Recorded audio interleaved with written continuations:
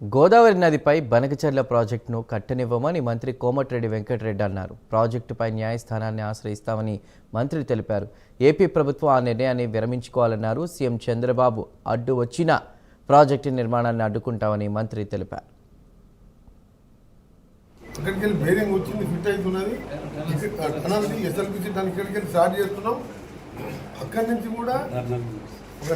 బయట country technology తీసుకొచ్చి పైకెళ్ళి మళ్ళొకసారి హెలికాప్టర్ ద్వారా దాన్ని టెస్ట్ చేసి దాన్ని ఏ విధంగా టేకప్ చేయాలి, ఎట్టి పరిస్థితుల్లో 3 ఏళ్లలో పూర్తి చేయాలని ప్రపంచంలోనే పొడవైన టనల్ మీరు చూడండి. అది పూర్తి చేస్తాం, నీళ్ళు ఇస్తాం.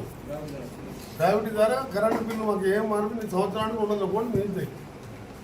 10 ఏళ్ళల్లో 3000 కోట్లు పెడితే అయిపోతున్నాయి. ఒక్కరోజు ఇన్కమ్ కాదు వాళ్ళకు. 6 లక్షల రూపాయలు అప్పు చేసింది. ఎందుకంటే టనల్ చేస్తే కాంగ్రెస్కో, రాజశేఖర రెడ్డికో, వెంకరెడ్డికో పేరు వస్తుందని చెప్పి ఇవాళ అందుకనే కదా ఘోష్ కమిటీ దగ్గర, ముఖ్యమంత్రి దగ్గర హరీష్ రావు, కేసీఆర్, కేటీఆర్, ప్రభాకర్ రావు